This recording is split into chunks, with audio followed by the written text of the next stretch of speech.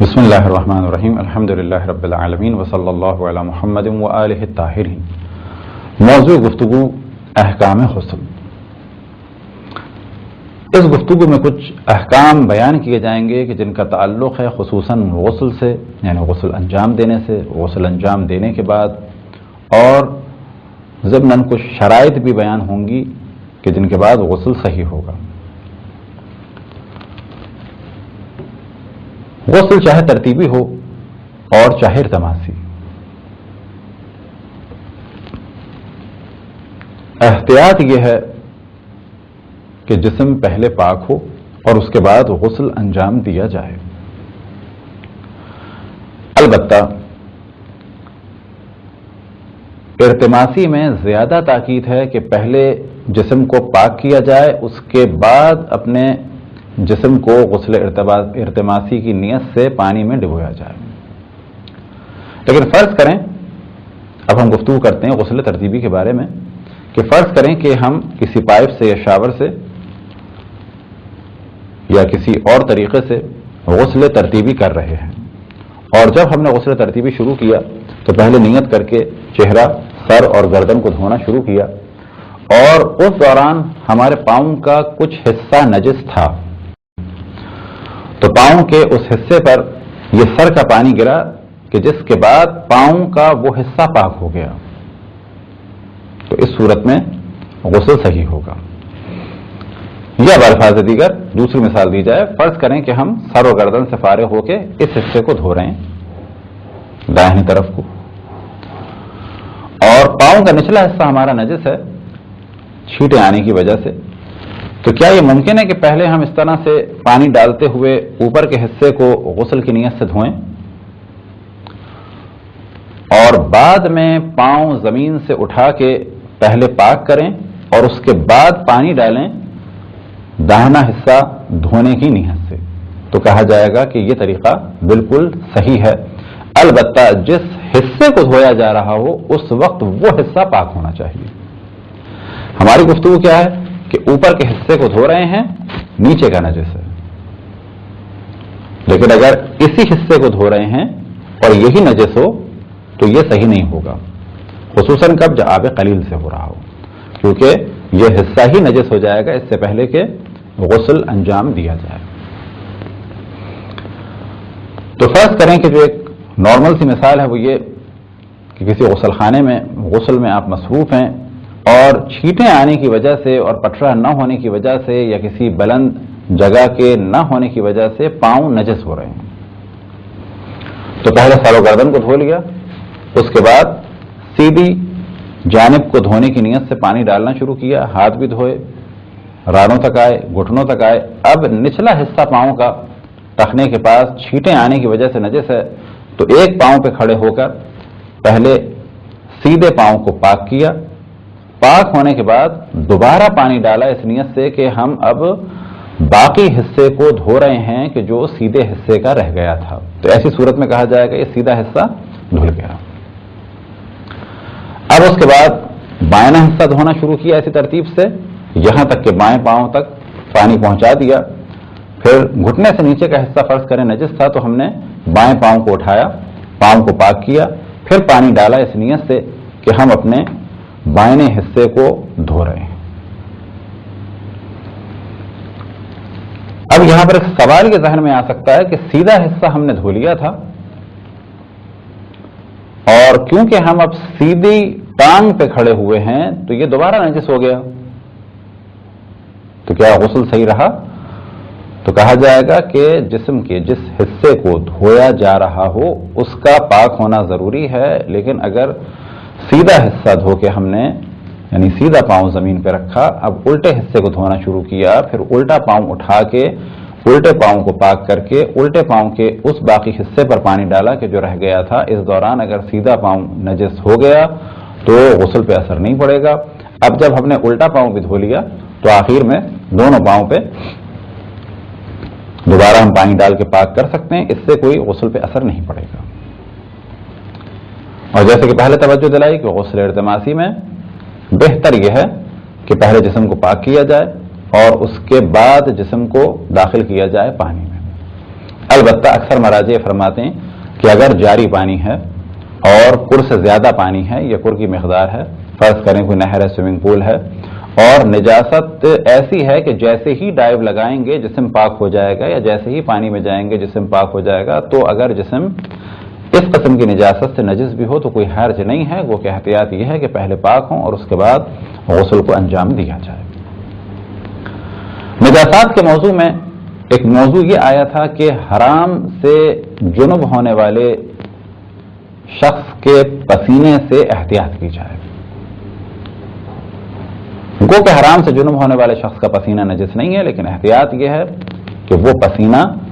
جسم پہ یا لباس پہ نہ ہو نمازی کے۔ بس اگر کوئی شخص حرام سے جنب ہو گیا، یعنی اس پہ غسل جنابت واجب ہوئی معاذ اللہ کسی حرام طریقے سے، تو کیا یہ گرم پانی سے نہا سکتا ہے جبکہ اسے پسینہ آ جائے؟ تو کہا جائے گا بہتر یہ ہے کہ یہ ٹھنڈے پانی سے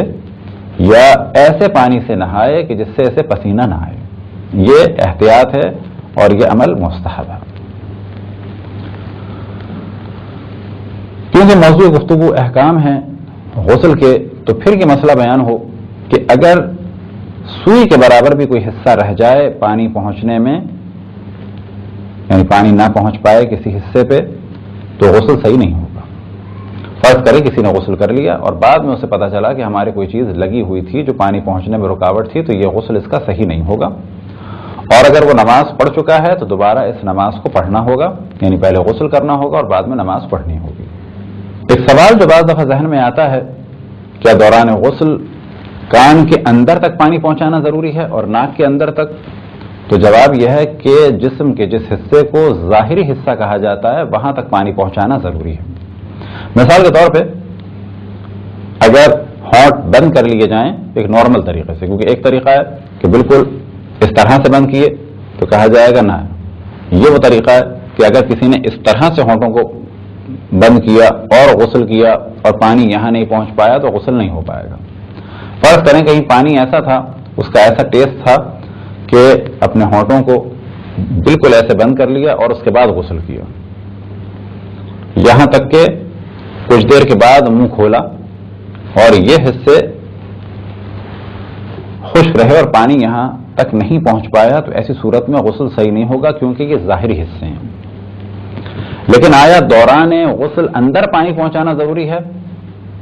تو جواب یہ ہے کہ اندر پانی پہنچانا ضروری نہیں ہے، گو کہ غسل کے مستحبات میں سے ایک مستحب عمل ہے کلی کرنا اور ناک میں پانی ڈالنا، لیکن یہ عمل واجب نہیں ہے۔ آیا ناک کے اندر تک پانی پہنچانا ضروری ہے؟ تو اندر تک پانی پہنچانا ضروری نہیں ہے، لیکن یہ جو ظاہری حصے ہیں یہاں پر پانی پہنچنا چاہیے۔ اسی طریقے سے کان کے یہ جو ظاہری حصے نظر آتے ہیں یہاں تک پانی پہنچنا چاہیے، لیکن بالکل اندر تک پانی پہنچانا یہ عمل ضروری نہیں ہے، بلکہ اگر یہ پانی پہنچنا خطرناک ہو تو یہ عمل بالکل صحیح نہیں ہوگا، لیکن یہ جو ظاہری حصہ ہے یہاں پر پانی پہنچنا چاہیے۔ پانی پہنچنے کے حوالے سے دو مسائل کی جانب توجہ رہے کہ اگر کان میں سوراخ ہوں تو کیا ان سوراخوں کے اندر بھی پانی پہنچانا ضروری ہے؟ تو جواب یہ ہے کہ اگر وہ سوراخ اتنے بڑے ہو چکے ہیں کہ وہ جسم کا ظاہری حصہ مانے جا رہے ہیں تو ان میں پانی پہنچانا ضروری ہے۔ جیسے کہ بعض بزرگ خواتین کے کان کے سوراخ بہت بڑے ہو جاتے ہیں تو انہیں تو پانی پہنچانا ضروری ہے، لیکن جن کے سوراخ بالکل ٹائٹ ہوں کیا اندر تک پانی پہنچانا ضروری ہے؟ تو جواب یہ ہے کہ وہ جسم کا ظاہری حصہ نہیں ہے اور اندر تک پانی پہنچانا ضروری نہیں ہے۔ اب ایک سوال ہے بالوں کے حوالے سے کہ اگر کسی کے بال بڑے ہوں اور کسی کے بال چھوٹے ہوں تو کیا حکم ہے بڑے بالوں کا اور کیا حکم ہے چھوٹے بالوں کا؟ تو اگر کسی کے جسم پہ بال چھوٹے ہیں، اور یہ گفتگو بھی تقسیم کی جا سکتی ہے سر کے بال اور جسم کے بال، جسم کے بال جسم کا حصہ مانے جاتے ہیں اور ان کا دھویا جانا ضروری ہے۔ اب گفتگو کرتے ہیں سر کے بال کے بارے میں۔ سر کے بال اگر چھوٹے ہوں تو ان کا دھویا جانا ضروری ہے، لیکن جس طرح سے خواتین کے بال ہوتے ہیں بڑے بال، فرض کریں کہ کسی خاتون کی چٹیا ہے یا کسی مرد کے اتنے بڑے بال ہیں، تو کیا سارے بالوں کو دھونا ضروری ہے؟ تو جواب یہ ہے کہ اگر کسی کے بال بڑے ہیں تو ان بالوں کا دھویا جانا ضروری نہیں ہے، بلکہ اگر کسی خاتون نے اس طرح سے اپنی چٹیا کو الگ رکھا اور نیچے جڑوں تک پانی پہنچا دیا اور سر تک پانی پہنچا دیا تو یہ عمل کافی ہے، کیونکہ اس کے بال بڑے ہیں۔ لیکن جس طرح سے عام مردوں کے نارمل بال ہوتے ہیں، یا اگر کسی خاتون کے بھی اس طرح سے بوائے کٹ بال ہوں، ایک نارمل قسم کے چھوٹے بال ہوں مردوں کی طرح سے، تو کہا جائے گا کہ ان کو بال دھونے ہوں گے اور پانی پہنچانا ہوگا۔ کچھ شرائط ہیں غسل کے صحیح ہونے کی۔ غسل کے صحیح ہونے کی شرائط کے بارے میں یہی کہا جاتا ہے کہ جو شرائط وضو کے صحیح ہونے کی ہیں وہی تمام شرائط ہیں غسل کے صحیح ہونے کی، لیکن چند شرائط ایسی ہیں کہ جو غسل میں ضروری نہیں ہے کہ ان کی جانب توجہ دی جائے۔ ان میں سے ایک شرط یہ کہ وضو میں شرط ہے کہ اعضائے وضو جس وقت وضو کیا جا رہا ہو اور ان اعضاء کو دھویا جا رہا ہو وہ پاک ہوں، لیکن غسل میں یہ شرط نہیں ہے۔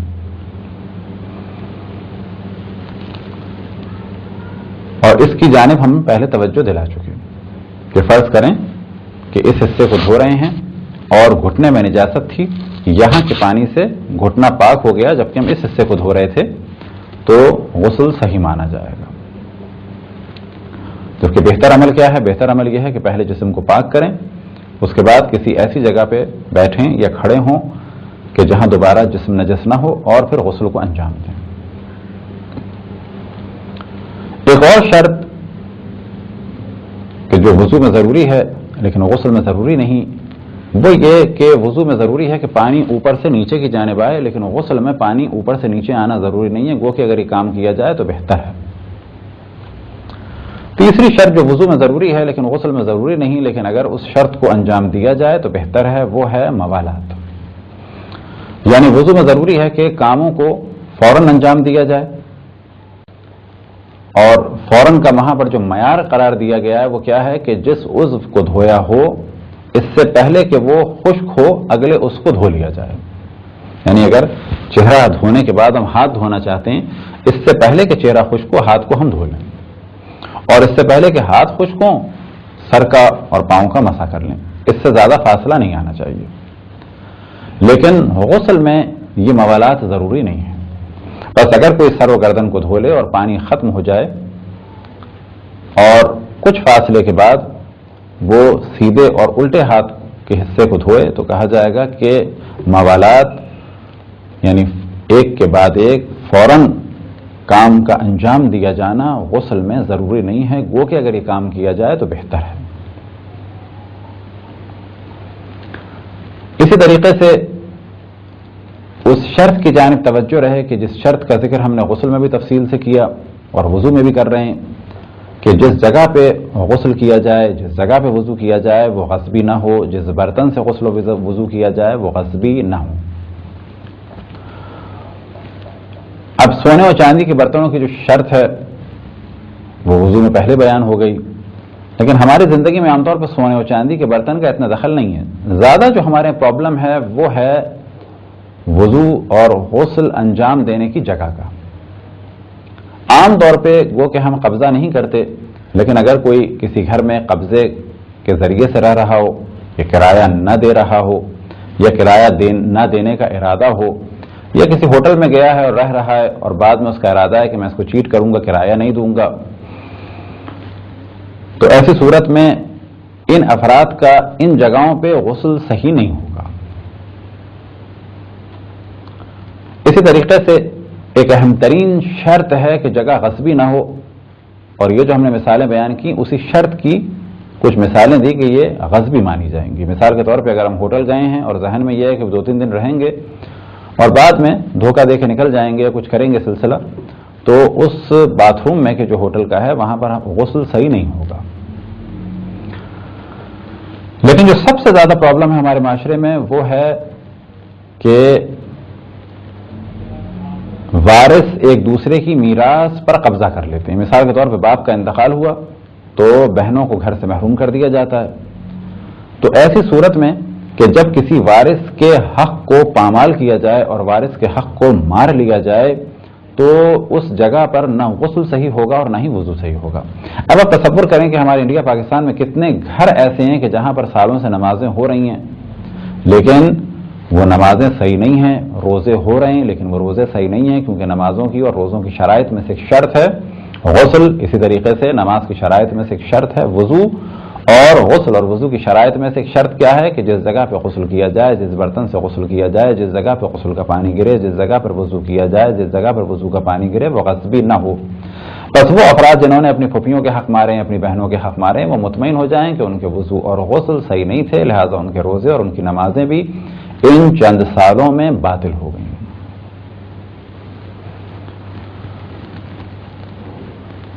اب ایک سوال آپ سے کیا جائے کہ غسل اور وضو کے بارے میں کیا کہا جائے گا، یہ ایک اجتماعی عبادت ہے یا انفرادی عبادت ہے؟ تو جواب ہمارا یہ ہے کہ یہ عمل انفرادی ہے، گو کہ دروازہ بند کر کے اس غسل کو یا انفرادی طریقے سے وضو کا انجام دینا ہے، لیکن اس کی شرائط کا تعلق معاشرے سے ہے۔ یعنی اگر ہم ایک صحیح وضو یا صحیح غسل انجام دینا چاہیں تو ہمیں لوگوں کے حقوق کو ادا کرنا ہوگا۔ اگر کوئی شک کرے کہ میں نے غسل کیا یا نہیں کیا تو اسے غسل کرنا ہوگا، لیکن اگر کوئی غسل کے بعد یہ شک کرے کہ میرا غسل صحیح ہوا یا نہیں ہوا تو ایسی صورت میں غسل صحیح ہے، لیکن کب؟ کہ جب دوران غسل اس کی توجہ ہو کاموں کی جانب۔ اب فرض کریں کہ ہماری توجہ تھی سر اور چہرہ اور گردن دھوتے ہوئے اور ہم نے وہاں پانی پہنچایا، اس کے بعد سیدھا ہاتھ اور سیدھی طرف کو دھویا، پوری سیدھی طرف کو آگے پیچھے کے پورے حصے کو دھویا اور توجہ تھی، پھر اس کے بعد بائنا حصہ دھویا اور توجہ تھی۔ اب جب یہ غسل مکمل ہو گیا تو ہمیں شک ہو رہا ہے کہ پتہ نہیں صحیح ہوا یا نہیں ہوا، تو ایسی صورت پہ کہا جائے گا کہ اگر غسل کے دوران توجہ تھی تو بعد میں شک نہ کریں، یہ غسل صحیح ہے، اور مومنین کی توجہ دلائیں اس امر کی جانب کہ شیطان کے حربوں میں سے ایک حربہ ہے وسواس۔ لہذا کچھ لوگ ایسے ہیں کہ جو عبادت اللہ سبحانہ و تعالیٰ کو انجام دینا چاہتے ہیں لیکن شیطان انہیں وسوسے کی وجہ سے انجام نہیں دیتا، لیکن شیطان،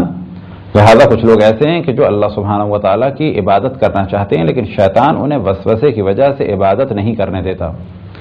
وہ اتنا لمبا غسل کرتے ہیں، اتنا لمبا وضو کرتے ہیں کہ بعض دفعہ ان کی نمازیں قضا ہو جاتی ہیں اور شیطان اپنی سازش میں کامیاب ہو جاتا ہے۔ کس کے ذریعے سے؟ وسوسے کے ذریعے سے، شک کے ذریعے سے۔ لہذا طہارت کے مسائل کو جانیں، نہ بالکل لاوبالی ہو جائیں کہ ہر چیز پاک ہے، نہ جس چیز کو دیکھ رہے ہیں کہ نجس ہے کہیں گے نہیں اللہ راضی ہے انشاءاللہ پاک ہے، نہ بالکل ایسے ہو جائیں، اور نہ بالکل ایسے ہو جائیں کہ ہر چیز دنیا میں آپ کے لیے نجس ہو جائے، بلکہ مسائل کو جانیں، جو پاک ہے وہ پاک ہے، جو نجس ہے وہ نجس ہے۔ البتہ ہر چیز پاک ہے جب تک کہ نجاست کا یقین نہ ہو۔ اگر یہ مسائل آپ جانیں گے طہارت آسان ہو جائے گی، ورنہ شیطان شک میں مبتلا کر دیتا ہے اور سادی سی عبادت بھی مشکل ہو جاتی ہے۔ اگر دوران غسل کوئی حدث اصغر صادر ہو جائے، حدث اصغر کیا چیز ہے؟ ایسا کوئی عمل کہ جس کے بعد وضو باطل ہو جاتا ہو، مثال کے طور پہ پیشاب یا پخانہ یا معدے کی ہوا کا خارج ہونا۔ بس فرض کریں کہ دوران غسل کسی سے حدث اصغر صادر ہو گیا تو وہ کیا کرے؟ اب یہاں پر مراجع الزام کے فتاوی مختلف ہیں کہ ایک فتویٰ تو مراجع کا یہ ہے کہ یہ غسل کو انجام دے اور اس کا غسل صحیح ہے، لیکن نماز کے لیے پہلے یہ وضو کرے، لیکن احتیاط کا تقاضا یہ ہے کہ اگر دوران غسل کوئی حدث اصغر اس سے صادر ہو گیا، یعنی فرض کریں کسی نے سر و گردن کو دھویا اور اس دوران اس کا پیشاب خارج ہو گیا تو اب یہ کیا کرے؟ تو احتیاط کا تقاضا یہ ہے کہ یہ دوبارہ سر و گردن کو دھوئے اور غسل کو انجام دے۔ اگر کوئی یہ سمجھ رہا ہو کہ غسل کا وقت ہے اور نماز بھی ادا ہو جائے گی، اور یہ سوچتے ہوئے اس نے غسل کو انجام دیا اور غسل سے فارغ ہوا تو اسے اندازہ ہوا کہ نماز قضا ہو چکی ہے، تو ایسی صورت میں غسل صحیح ہے اور پھر یہ نماز پڑھے قضا کی نیت سے۔ لیکن اگر وقت کم تھا اور یہ غسل انجام دے یہ جانتے ہوئے کہ اگر میں نے غسل کیا تو نماز قضا ہو جائے گی، تو یہ عمل صحیح نہیں ہے۔ کسی پر اگر چند غسل واجب ہوں تو وہ ایک ہی غسل کو انجام دے کئی غسلوں کی نیت سے۔ مثال کے طور پر کسی خاتون پر غسل حیض بھی ہے اور غسل جنابت بھی واجب ہے، اور اسی طریقے سے غسل مس میت بھی واجب ہے، تو ایک غسل کیا جا سکتا ہے اور 3 غسلوں کی نیت کرنی ہوگی۔ یعنی نیت کر لیں کہ میں غسل حیض، غسل جنابت اور غسل مس میت انجام دیتی ہوں، یہ وہ نیت کرے گی اور تینوں غسل اس کے انجام ہو جائیں گے ایک غسل کے ذریعے سے۔ اور یہی بالکل مثال ہے مردوں کے لیے کہ فرض کریں کسی پر غسل مس میت بھی واجب ہے، غسل جنابت بھی واجب ہے، تو یہ دونوں غسل انجام دے سکتا ہے ایک ہی غسل کے ذریعے سے، فقط اس کو دونوں غسلوں کی نیت کرنا ہوگی۔ وہ چیزیں جو جنوب پر حرام ہیں، تو ذکر ہوا کہ اللہ سبحانہ و تعالیٰ کا نام، اسی طرح سے انبیاء علیہ الصلوۃ والسلام کا نام اور ائمہ علیہ الصلوۃ والسلام کا نام اور جناب سیدہ سلام اللہ علیہا کا نام، اور اسی طرح سے حرام ہے اس کے لیے قرآن کی آیت کو یا قرآن کے کسی حرف کو چھونا۔ یہ مسئلہ پہلے تفصیل سے ذکر ہو چکا ہے، لیکن اب جو موضوع ہے وہ یہ کہ اگر کسی کے جسم پر لکھا ہوا ہو کوئی ایسا حرف کہ جو قرآن کا ہو، مثال کے طور پہ کسی کے جسم پہ واو لکھا ہے اور نیت اس کی قرآن کی نہیں ہے، ایسے لکھوا دیا تھا، لیکن فرض کریں کہ اس نے والعصر لکھوایا تھا، العصر ختم ہو گیا، واو باقی ہے، تو پوچھا جائے گا یہ واو کس کا ہے؟ تو اگر وہ کہتا ہے کہ میں نے ایسی واو لکھوایا تھا، تو دوران غسل اسے چھو سکتا ہے۔ لیکن اگر وہ کہتا ہے کہ یہ میں نے والعصر لکھوایا تھا اپنے جسم پر اور اب واو رہ گیا ہے، البتہ لکھنے سے مراد اگر لکھا گیا ہے یہ کسی ایسی چیز سے کہ جو پانی پہنچنے میں رکاوٹ نہیں ہے، اب اگر وہ رکاوٹ بن رہا ہے وہ تو پھر غسل صحیح نہیں ہوگا، تو وہاں پر تو حکم یہ کہ پہلے سے چھڑانا ہوگا۔ لیکن یہاں پر موضوع ہے کہ جو کھال کے نیچے لکھا جاتا ہے، مثال کے طور پہ جس طرح سے آج دنیا بھر میں ٹیٹو بنانے کا رواج ہے، اور ٹیٹو بھی 2 طریقے کے ہوتے ہیں، ایک وہ جو کوئی اسٹیکر وغیرہ لگایا جاتا ہے، ایک وہ کہ جو کھال کے نیچے لکھا جاتا ہے۔ تو اگر کسی نے ٹیٹو بنایا ہوا ہے تو غسل تو ہو جائے گا، لیکن اگر لکھا ہے کوئی نام ایسا اللہ سبحانہ و تعالیٰ کا یا کوئی آیت لکھی بھی ہے تو اسے چھونا جائز نہیں ہے۔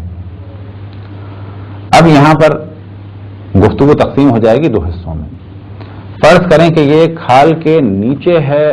اور جب ہم کھال پھیر رہے ہیں، کھال پر ہاتھ پھیر رہے ہیں، تو یہ کہا جاتا ہے کہ یہ بیچ میں ایک باریک سی کھال رکاوٹ بن رہی ہے اور ہمارا ہاتھ لکھے ہوئے پہ نہیں لگ رہا، تو ایسی صورت میں تو چھوا جا سکتا ہے۔ لیکن فرض کریں کوئی ایسا کلر ہے یا فاؤنٹین پین کی انک ہے یا مہندی وغیرہ سے اللہ لکھا ہے، اور جب ہم ہاتھ پھیریں گے تو وہ ہاتھ اللہ سبحانہ و تعالیٰ کے نام کو مس کرے گا اور ہمارا غسل نہیں ہے، تو ایسی صورت میں ہاتھ پھیرنا جائز نہیں ہے۔ بس اصل موضوع کیا ہے کہ آئے قرآن کو، اسی طریقے سے اللہ سبحانہ و تعالیٰ کا نام اور انبیاء اور معصومین علیہ السلام کے ناموں کو چھونا حرام ہے۔ کس پر؟ کہ جس پہ غسل جنابت واجب ہو، اسی طرح سے غسل حیض یا نفاس۔ اور اب ایسا شخص کیا کرے؟ تو کہا جائے گا کہ اگر کوئی چیز رکاوٹ بن رہی ہے، رکاوٹ کب بن رہی ہے؟ جب کھال کے نیچے لکھا ہوا ہے، لیکن اگر وہ کسی ایسے کلر سے کہ جو پانی کھال تک پہنچنے میں رکاوٹ کا سبب نہیں بنتا، فرض کریں مہندی وغیرہ سے لکھا ہے، تو اس کو چھونا حرام ہے۔ ایسا شخص کیا کرے؟ فقط پانی ڈال دے، اس کا غسل ہو جائے گا۔ البتہ یہ مسئلہ بیان کر دیا، مسئلہ بیان کرنے کی حد تک، کیونکہ توضیح المسائل میں اور عروۃ الوثقی میں اس کا ذکر ہوا، لیکن نوجوانوں کی خاص توجہ دلائی جائے اس چیز کی جانب کہ جو آج کل ٹیٹو بنانے کا رواج ہے، یہ ایک بالکل غیر مہذب قسم کا سلسلہ ہے۔ نوجوان بلا شک فیشن کریں، لیکن شریعت کے دائرے میں رہتے ہوئے کریں، اور ایسا فیشن نہ کریں کہ جس سے ان کی شخصیت میں ایک نقص سا محسوس ہو۔ مثال کے طور پہ وہ ٹیٹو بنوائیں، یا یہ کہ ان کے کانوں میں کوئی ٹاپس وغیرہ ٹائپ کی چیز ہو، یہ وہ چیزیں ہیں کہ جو مومنین کی شان میں نہیں ہے. یہ ایئر رنگ وغیرہ کان میں ڈالنا یہ مومنین کی شان میں نہیں ہے. یہ جو ہمارے ہاں بعض طبقات اپنے کانوں میں چھلے اور ایئر رنگ وغیرہ ڈال رہے ہیں مذہب کے نام سے، یہ قطعاً کوئی مذہبی کام نہیں ہے، اس سے بچنا چاہیے. اگر کسی نے غسل جنابت کر لیا تو کیا نماز کے لیے اسے وضو کرنا چاہیے؟ تو جواب یہ ہے کہ اگر کسی نے غسل جنابت کیا ہے تو نماز کے لیے اسے وضو نہیں کرنا چاہیے. اور پھر توجہ دلائیں، ایسا نہیں ہے کہ وضو کر لیں تو بہتر ہے، بلکہ جواب کیا ہے کہ اسے نماز کے لیے وضو نہیں کرنا چاہیے، نماز اسی میں ہو جائے گی. لیکن اگر غسل جنابت کے بعد حدث اصغر صادر ہو گیا، مثال کے طور پہ پیشاب یا پیخانہ کر لیا، یا معدے سے ہوا خارج ہو گئی، یا یہ کہ آنکھ لگ گئی اور ایسی نیند آ گئی کہ جس کے بعد نہ آواز آ رہی ہے اور نہ ہی آنکھ دیکھ رہی ہے، تو ایسی صورت میں کہا جائے گا کہ غسل جنابت تو باقی ہے لیکن نماز کے لیے وضو کرنا ہوگا. لیکن ابھی کسی نے غسل جنابت کیا ہے تو اس کے لیے وضو کرنا صحیح نہیں ہے، کہ بغیر وضو ہی کے نماز پڑھے گا. اب یہ سوال پیدا ہوتا ہے کہ باقی غسلوں کا کیا حکم ہے؟ تو یہاں پر مراجع الزام کے فتاوی مختلف ہیں مختلف روایات کی وجہ سے. احتیاط یہ ہے کہ غسل جنابت کے بعد وضو نہ کیا جائے اور باقی غسلوں کے بعد وضو کیا جائے تو بہتر ہے. لیکن بعض مراجع فرماتے ہیں کہ غسل استحاضہ کے علاوہ جتنے بھی واجب غسل ہیں ان کے بعد وضو کی ضرورت نہیں ہے. اسی طریقے سے اور وہ مستحب غسل کہ جن کا استحباب یعنی جن کا مستحب ہونا شریعت میں ثابت ہے، کیونکہ بعض مستحب غسل وہ ہیں کہ جن کا شریعت میں استحباب ثابت ہے، اور بعض مستحب غسل وہ ہیں کہ جو مستحب غسل کی فہرست میں ان کا ذکر ہوتا ہے لیکن کہا جاتا ہے کہ ان کو رجاءً انجام دیں. رجاءً کے کیا معنی ہے؟ یعنی اس امید سے کہ اگر یہ مستحب ہیں تو ہم انجام دے رہے ہیں. پس وہ غسل کہ جن کا استحباب ثابت ہے ان کے بعد بھی وضو کی ضرورت نہیں ہے، لیکن بہتر ہے کہ وضو کو انجام دیا جائے. یہ چند مختصر سے مسائل تھے احکام غسل سے متعلق. خداوند تبارک و تعالیٰ سے دعا ہے کہ بحق محمد و آل محمد ہمیں اپنے رسول اپنی حجتوں خصوصاً امام زمان علیہ الصلوۃ والسلام کی معرفت اور اطاعت کی توفیق عطا فرمائے. وصلی اللہ علی محمد و آلہ الطاہرین.